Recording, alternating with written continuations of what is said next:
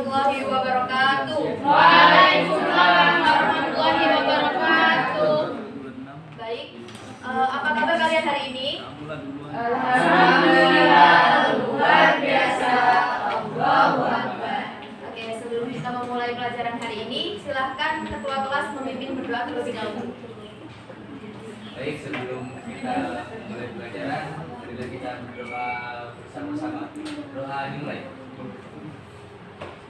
Doa selesai. Baik, terima kasih. Untuk selanjutnya, saya absen terlebih dahulu ya. Rohifa, Taufik, Ibu. Audina, Dina, Hafiza, Tina, Rafika, Ica. Oke, hari ini berarti sudah masuk semuanya ya. Iya, Bu.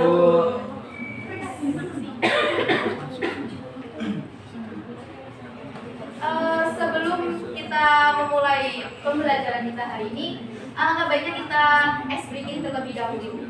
Nanti kita nyanyi bareng-bareng ya. Iya. Ditirukan bersama-sama.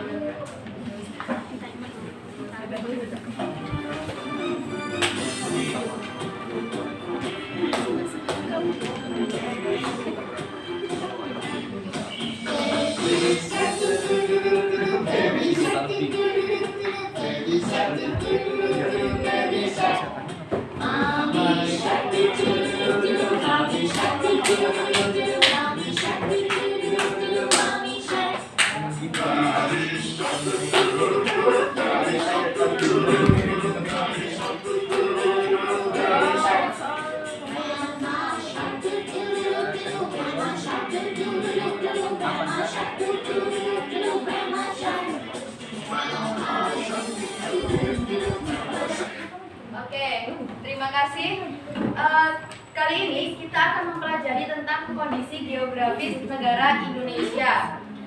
Sebelumnya, saya ingin bertanya kepada kalian, siapakah di sini yang pernah ke pantai atau ke laut? Saya, Bu. Ya. Apa yang kalian lihat ketika kalian itu berada di pantai? luas, Bu. Oke, luas. Ada lagi? Ombak, Oke, ombak. Terus? pasir, Bu. Pasir. Ada lagi? Pepohonan. Oke.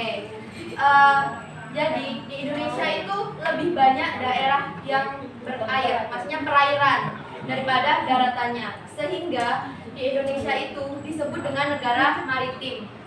Untuk masuk ke materi kita, silakan disimak terlebih dahulu video ini. Iya, Bu. Dan juga negara agraris. Disebut negara maritim karena Indonesia merupakan negara kepulauan dengan komposisi 70% lautan dan 30% daratan. Akibatnya, banyak yang bekerja di sektor pelayaran, sektor perikanan maupun sektor wisata bahari. Sektor pelayaran adalah pekerjaan mengangkut barang dari pulau satu ke pulau lainnya dengan menggunakan kapal. Sektor perikanan yaitu para nelayan yang mencari ikan di laut untuk dijual. Sedangkan sektor bahari adalah kegiatan ekonomi yang ada di sekitar pantai. Beberapa kerajaan Nusantara dengan kultur peradaban maritim antara lain Kerajaan Kutai, Sriwijaya, Oke, apa yang kalian dapatkan dari video ini tadi? Tentang wilayah Indonesia. Ya, betul, tentang wilayah Indonesia yang berupa negara maritim. Terus ada lagi? Nggak ada, Bu. Saya, Bu. Ya. Dari video tersebut, saya mengetahui berbagai manfaat Indonesia sebagai negara maritim. Contohnya seperti Indonesia bergerak di sektor perikanan, sektor pelayaran, dan sektor bahari. Ya, jadi dari video tersebut, di Indonesia itu menjadi negara maritim dan bergerak di dalam 3 bidang, yaitu ada di sektor pelayaran. Contohnya seperti kita saat mengirimkan barang ke antar pulau atau antar negara. Biasanya kita itu bisa menggunakan jasa pelayaran. Terus yang kedua, kita menggunakan perairan atau lautan Indonesia itu sebagai sektor perikanan, yaitu seperti nelayan yang mencari ikan di laut terus dijual, dan ikan-ikan tersebut digunakan untuk bahan makanan kita sehari-hari. Terus yang ketiga ada sektor bahari. yang biasanya di situ kita buat untuk wisata-wisata. Ya seperti kita waktu ke pantai, itu kan juga memanfaatkan sektor lautan, sektor perairan Indonesia.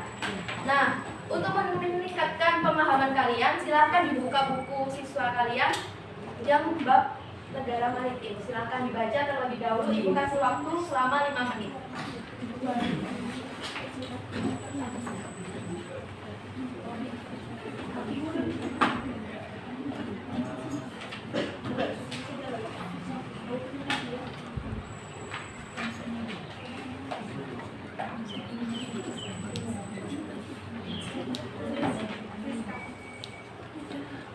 Oke, sudah selesai membacanya? Sudah, Bu. Nah, Ibu akan menyampaikan materi tentang geografis maritim. Silakan disimak baik-baik ya. Iya, Bu.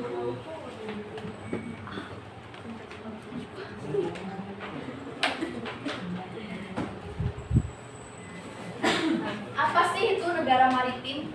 Ada yang tahu? Oke, kalau kalian belum tahu, jadi negara maritim itu adalah negara yang memiliki luas laut lebih besar dibandingkan dengan luas daratan yang terdiri antar pulau-pulau. Oleh karena itu, penduduk yang tinggal di negara maritim banyak memanfaatkan sumber daya kelautan yang memenuhi kebutuhan hidupnya. Ya, seperti contohnya yang ada di video tadi.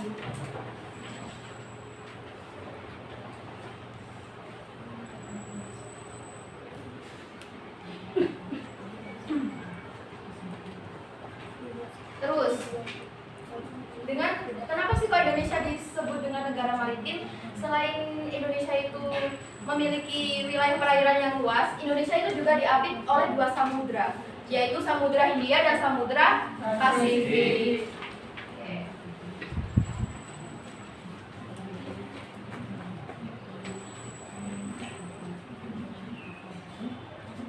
Nah, wilayah perairan Indonesia itu terdiri atas 3, yaitu yang pertama ada wilayah laut teritorial, yang mana wilayah laut teritorial Indonesia itu ditetapkan sejauh 12 mil yang diukur dari garis pantai terluar. Apabila laut itu lebarnya kurang dari 24 mil dikuasai oleh 2 negara, maka penentuan wilayah laut teritorial tiap-tiap negara dilakukan dengan cara menarik garis yang sama jauhnya dari garis pantai terluar. Terus yang kedua ada zona ekonomi eksklusif.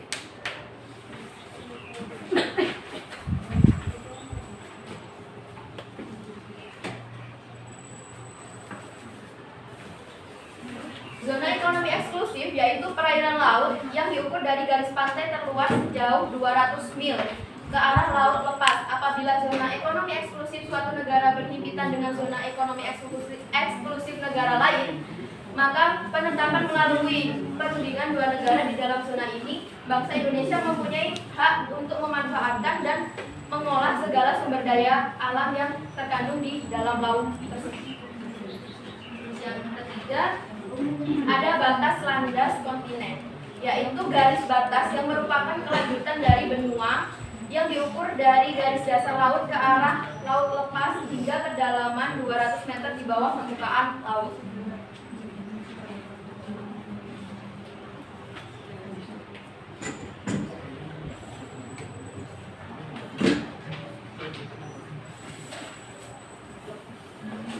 Ini ada cara-cara untuk menjaga laut Indonesia, yaitu yang pertama tidak membuang limbah atau zat beracun ke laut. Oleh karena itu dapat membunuh kehidupan hayati di dalam laut. Jadi limbah-limbah dari pabrik itu dilarang untuk dibuang ke laut. Karena apa? Karena itu dapat merusak kehidupan yang ada di dalam laut. Ya seperti terumbu karang, ikan-ikan itu banyak yang mati. Terus yang kedua, tidak menggunakan bahan peledak atau bahan berbahaya lainnya. Nah, itu juga tidak boleh karena itu dapat menghancurkan biota laut yang ada di dalam laut tersebut. Terus yang kedua, itu menanam pohon bakau. Itu juga sangat bagus untuk menjaga kelestarian perairan Indonesia karena dengan menanamkan pohon bakau itu bisa mencegah abrasi. Nah, itu sudah materi yang dapat kita pelajari hari ini. Untuk selanjutnya, Ibu akan membagikan LKPD, tapi sebelumnya silahkan membentuk menjadi 2 kelompok, yaitu sini sama sini ya. Ya, Bu.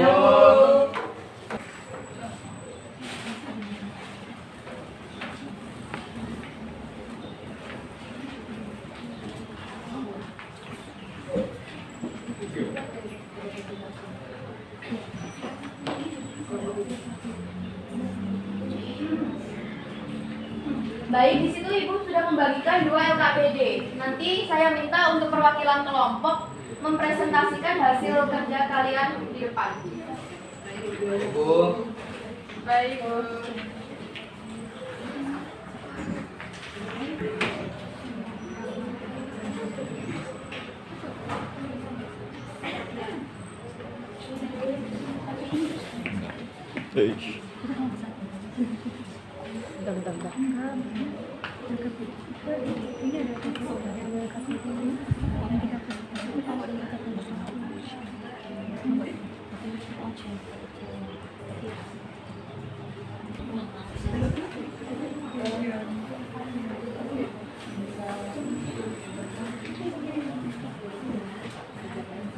Apakah kalian sudah selesai mengerjakannya? Sudah, Bu.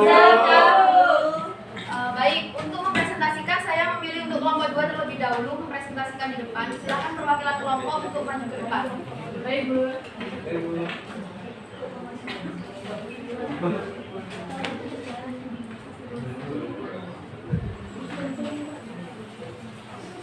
Bismillahirrahmanirrahim. Assalamualaikum warahmatullahi wabarakatuh. Waalaikumsalam warahmatullahi wabarakatuh.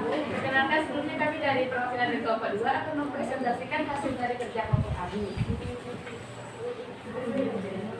Setelah mengamati peta Indonesia, jelaskan pada kondisi geografis maritim negara Indonesia berdasarkan zona ekonomi eksklusif.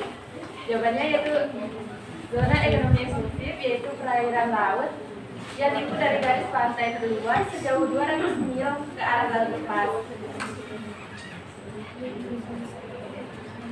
Nah, di dalam zona ini, Indonesia memiliki hak untuk memanfaatkan dan mengelola segala sumber daya alam yang terkandung di pulau itu. Demikian presentasi dari kelompok kami. Kurang lebihnya kami mohon maaf. Wassalamualaikum warahmatullahi wabarakatuh. Waalaikumsalam warahmatullahi wabarakatuh. Baik, terima kasih kelompok 2. Untuk selanjutnya, kelompok 1 silakan mempresentasikan LKPD-nya.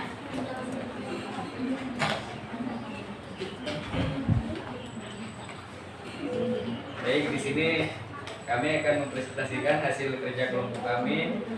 1 yang peserta identifikasikan tentang wilayah perairan Indonesia. Lalu tuliskan dengan menggunakan bahasa kalian. Kerjakan sesuai dengan kemampuan dan kemampuan kalian. Nah, jawaban kelompok kami yaitu wilayah perairan Indonesia dibagi menjadi 3, yaitu wilayah laut teritorial Indonesia ditetapkan sejauh 12 mil diukur dari garis pantai terluar. Yang kedua, zona ekonomi eksklusif yaitu perairan laut yang diukur dari garis pantai terluar sejauh 200 mil ke arah laut lepas.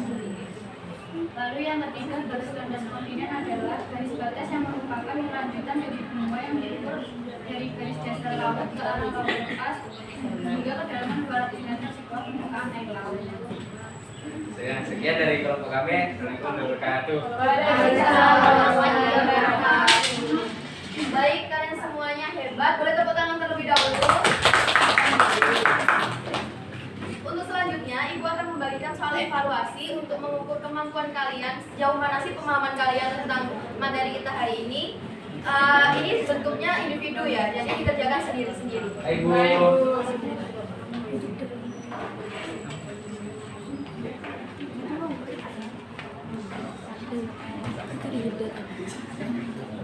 Enggak.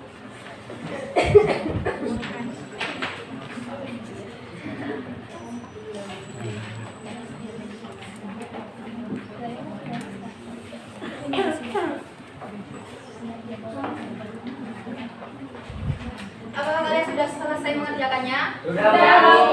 Oke, silakan dikumpulkan ke depan. Cukup.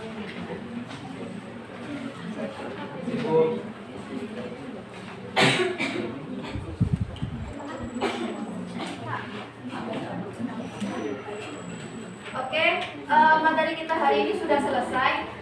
Apa sih yang bisa kalian simpulkan dari materi kita hari ini?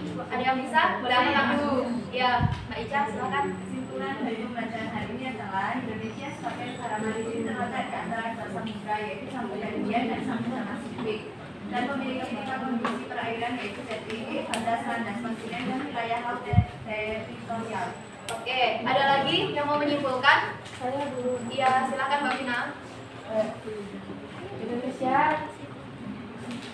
terletak di antara dua benua yaitu benua Asia dan benua Australia. Sedangkan diapit oleh dua samudra yaitu Samudra Hindia sama Samudra Pasifik.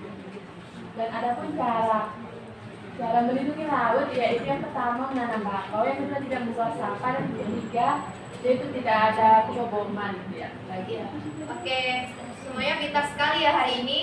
Jadi menyimpulkan, wilayah Indonesia itu disebut negara maritim karena memiliki luas lautan yang lebih luas daripada daratan. Terus yang kedua, wilayah perairan Indonesia itu memiliki 3 wilayah, yaitu ZEE atau zona ekonomi eksklusif, batas landas kontinen, dan wilayah laut teritorial. Terus Indonesia juga diapit oleh 2 samudra, yaitu Samudra Hindia dan Samudra Pasifik. Terus cara kita menjaga kelestarian daerah lautan yaitu dengan cara kita tidak membuang sampah ke laut dan juga tidak mengebom atau menggunakan bahan peledak. Terus juga kita harus menanam pohon bakau. Nah itu, jadi kesimpulannya itu tadi. Untuk selanjutnya, di pertemuan selanjutnya kita akan membahas tentang negara agraris Indonesia sebagai negara agraris. Untuk pertemuan kali ini saya cukupkan terlebih dahulu. Apabila ada banyak kesalahan saya mohon maaf ya sebesar-besarnya. Sebelum ditutup, silakan ketua kelas untuk memimpin berdoa. Baik, sebelum kita mengakhiri pembelajaran, marilah kita berdoa bersama-sama. Berdoa dimulai. Berdoa selesai. Baik, terima kasih. Sekian dari saya. Wassalamualaikum warahmatullahi wabarakatuh. Waalaikumsalam warahmatullahi wabarakatuh.